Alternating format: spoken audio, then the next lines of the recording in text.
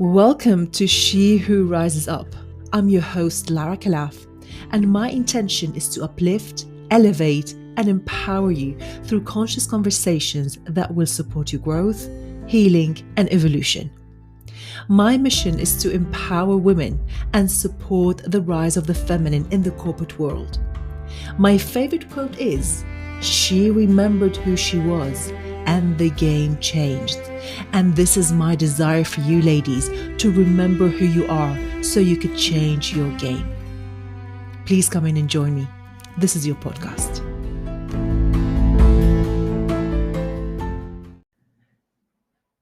My beautiful women, darling sisters, and also brothers, because I'm aware that some brothers do tune in to listen to our podcast, She Who Rises Up. Ladies, how have you been? How are you being? I don't know about you, but I missed you. I missed being here with you in this space. I missed our time together. Now, if you have been following my work on and updates on socials, you know that I paused, and actually this is a very relevant topic to our conversation today, as we are going to dive into the mysteries of the feminine. Now, with the life initiation that took place, and some of you know this, in January, actually, when my dear mother had a brain bleed and had to be hospitalized, and my poor thing, she is still in hospital. And I say life initiation because of the profoundness, the beauty, and also the chaos that came with it. And look, it was heavy. It was very heavy, and still is heavy. And somehow one gets used to it. And I have to say that I was feeling very blocked. I was feeling blocked within myself, and therefore everything that was around me was blocked too. So I had to take my own medicine. And I had to ask myself one of my most profound questions that I know many of you love, and many of you have asked yourself that question too. And that is, what would a woman who loved herself do? How would she go back to center? And I got to pause. So I paused to listen, to ground, to love, to heal, to connect.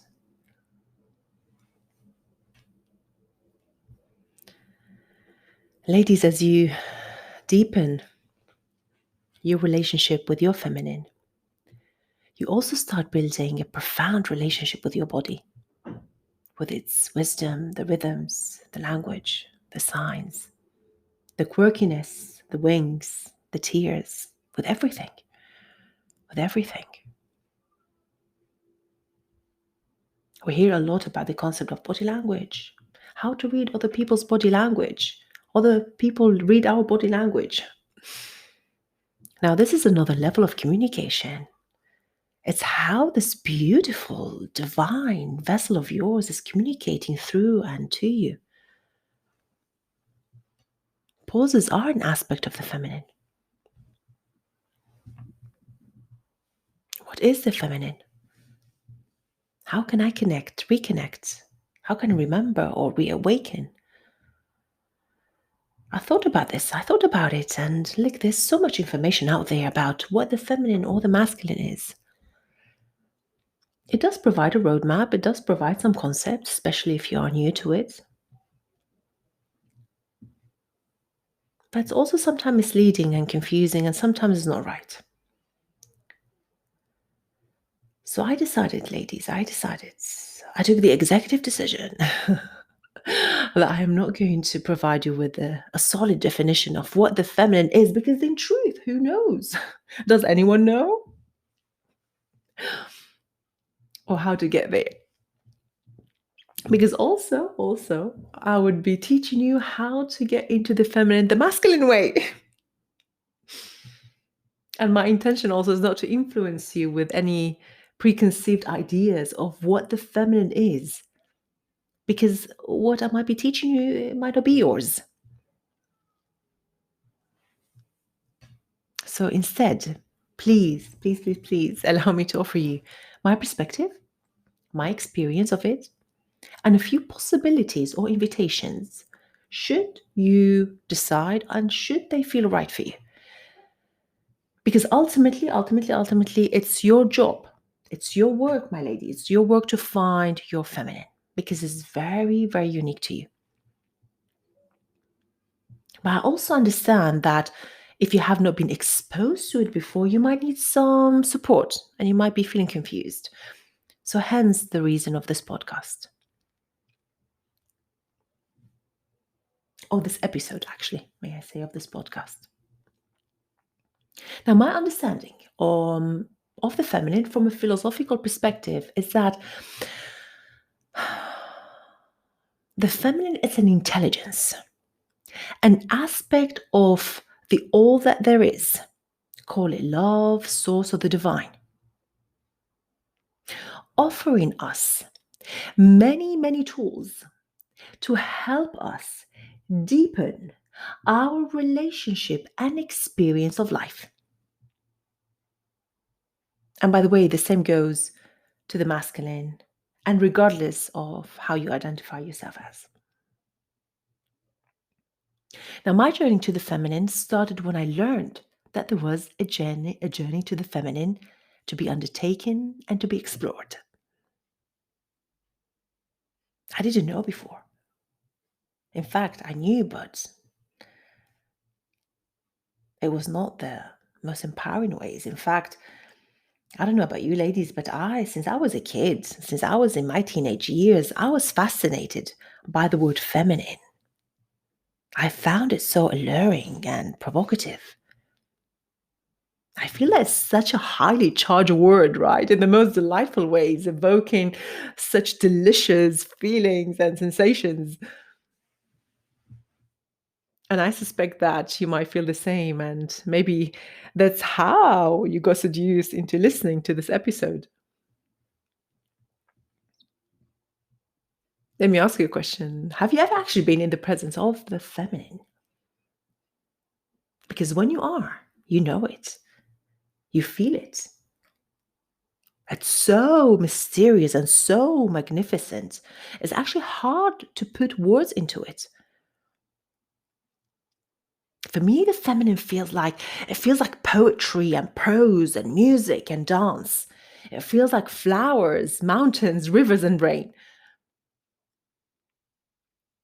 And sometimes, by the way, it can be triggering AF.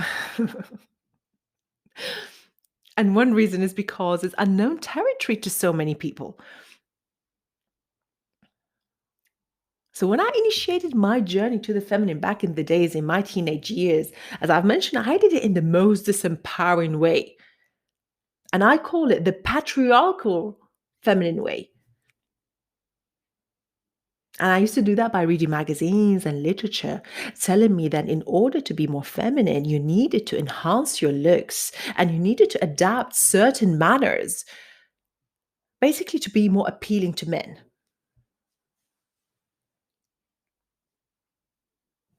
And I fell for it. And I did some crazy shit. Now, fast forward all the mistakes and misunderstandings and disempowering actions and beliefs, I realized that it wasn't all wrong. It wasn't all wrong. We're not going to be dramatic here. But a lot of it was wrong. Very disempowering, deeply disempowering. And I learned that the feminine has nothing to do with highlights and heels and lipsticks. Not at all. And by the way, I got the most beautiful Guerlain lipstick in hot, sexy red. That's so delicious. I haven't used it yet, so I'm hoping to have the opportunity soon. So that's not the feminine. That's not the feminine. Now, so many times I feel my most feminine when I'm at home alone and makeup free and hair being in a crazy bun and barefoot and wearing a tracksuit.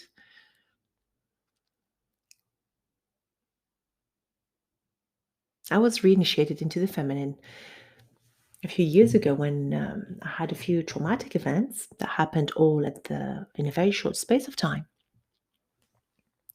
And then she invited me to pause and to rest and to ask, to listen, to feel, to heal and be present and to love and be curious and to get lots of plants and crystals and walk barefoot on soil and under the rain. And to be an oracle and a portal of creation. She invited me to be. She being the feminine. Now, many times was so confusing and foreign. And no wonder. No wonder. If you are a professional woman, which I suspect you are, the workplace has been designed for men and by men back in the days, and we as women had to adapt and adopt. We had to adapt to what was offered and to the circumstances and adopt other ways of being that we got very good at, by the way. But we forgot our essence, our core essence. I remember a few years ago when I was so in my masculine, especially when I was in corporate, I remember a time when I went to a metaphysical bookstore and I saw a few books on menstruation. And I'm like, what? What's so special about periods? Why do we need books to be written about the subject? What's the point? Keep listening to the podcast. By the way, I'm still a student of the feminine, and she keeps seducing me into exploring further and going deeper.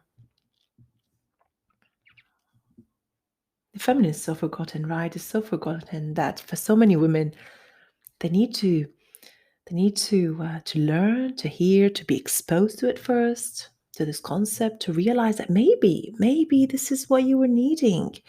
Maybe this is what you were longing for, especially if you're feeling overwhelmed or stressed or lost or uneasy, even depressed. So I hope that today's episode is a trigger to start your alchemical journey. I hope so. I really hope so. Sisters, may I offer you three considerations to start reawakening that force within, if it feels right for you. It needs to feel right for you. The first consideration, I'm actually going to use the intellect. I'm going to ask myself some really powerful questions to help you understand your own relationship to your womanhood and the meaning of feminine. What kind of questions can you ask yourself? Well, take some notes. How did you feel about yourself as a child, as a female child? What decision did you make about yourself as a girl? How was your relationship with your mother? How was the relationship with the other females and other women in your family? How did your mother feel about being a woman? What did she teach you about being a woman? What did she teach you about your body? Oh, powerful questions, right? Powerful questions. Now, the second consideration, we need to talk about menstruation. It's time to talk about this. So, we need to look at our menstruation story. There is sometimes they tell us, what's your money story? Or what's your this story? No, now we need to also talk about our menstruation story. So how is your relationship with your period? If you are menstruating, by the way,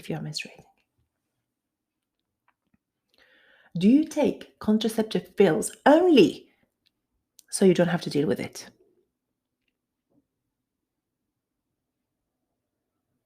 Not for medical reasons, only so you don't have to deal with it. What's your reaction when you get it? What are the messages that you received? In fact, this is an important point. What are the messages that you have received in your early years about menstruation? Were they empowering or were they dismissive? So let's start connecting to the power of your period. This is a very important part of the journey. Because look, if I'm rejecting it, I'm also rejecting me. And the question that's coming to mind then, what else am I rejecting about myself? What else am I rejecting about myself? Now you might be thinking, Lara, but it's so painful. And I saw a beautiful post on LinkedIn the other day that says that painful cycles are a calling, not a burden. There's so much truth in it. Now, this is, as usual, I'm generalizing here. Now, there are so many circumstances and so many different situations to consider. I'm generalizing here now. But think about that. Painful cycles are a calling, not a burden. I used to be one of those women when I was in corporate that when I used to get my period, oh my gosh, ladies, the first day that was like, oof, so much pain. Sometimes it goes into day number 2. And I'd stuff myself with pills. And what my body was telling me, rest, was telling me to rest, to slow down and to rest. And what was I doing instead? I was pushing through and pushing through and pushing through. Like there are lots of books and literature and holistic ways of looking into this. And of course, if you need any support, let me know. I'm happy to send you some resources.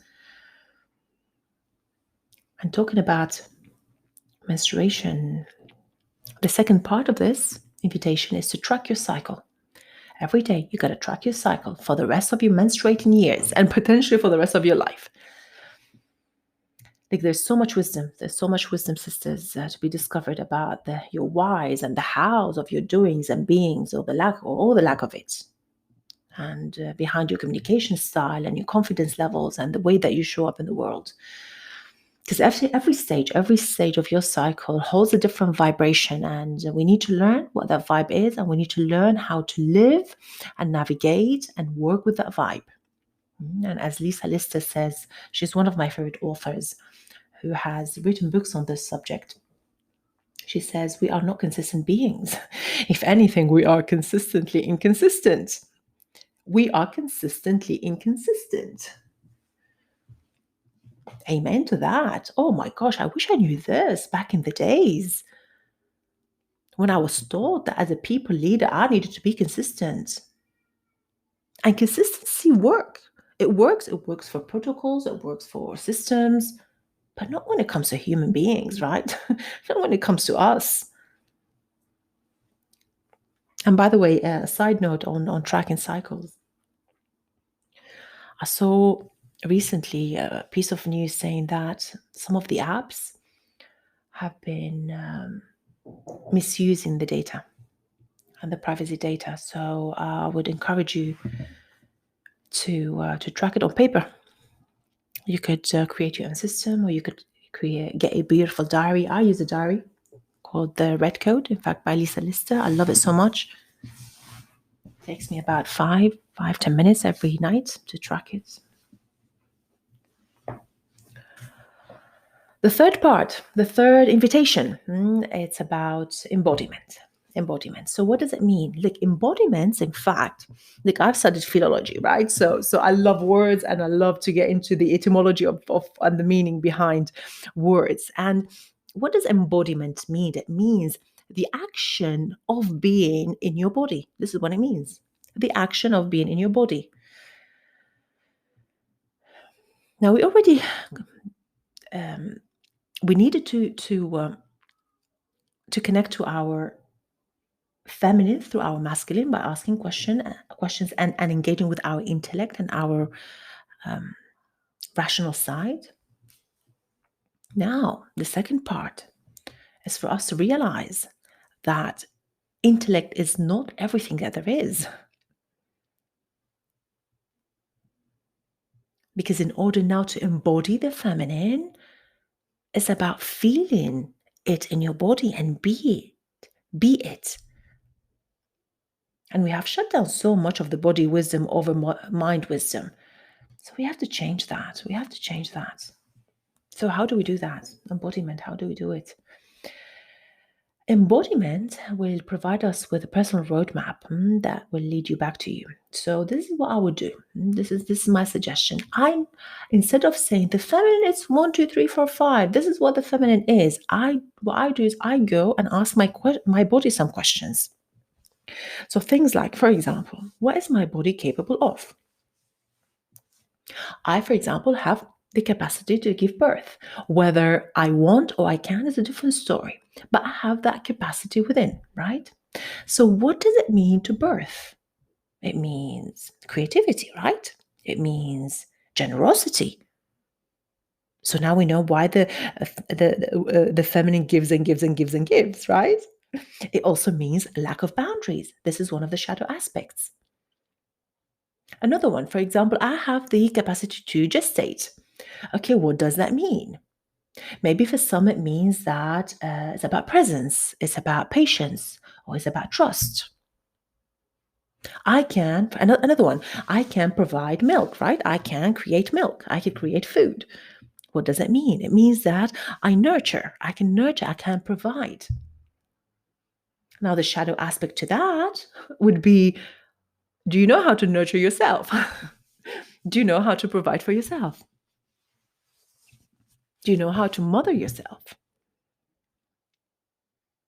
Another one, for example, I have a clitoris, right? That has only one function. So what does it mean? It means pleasure.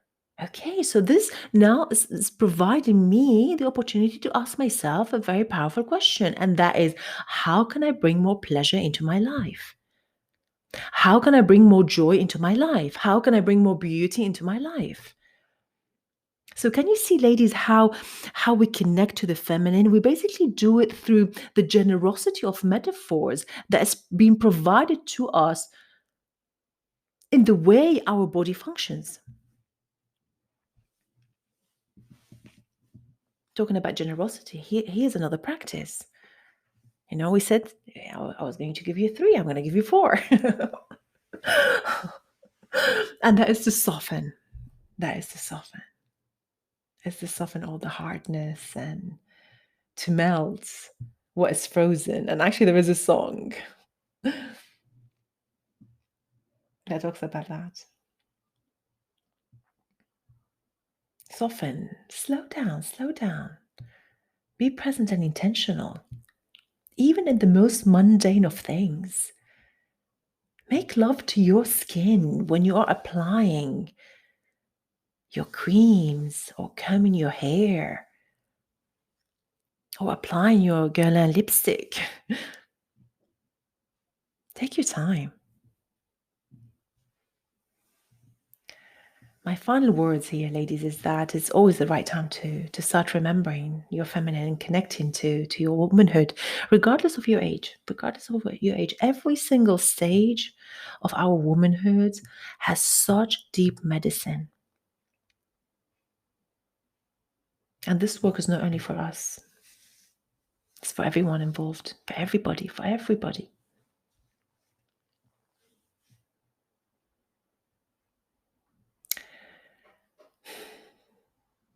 I'm going to leave it here. Yes. So that's all for today, ladies. That's all for today. I hope you found this insightful, and please do keep in touch and drop me a note to see how you found this episode. I'll speak to you very soon. Bye-bye.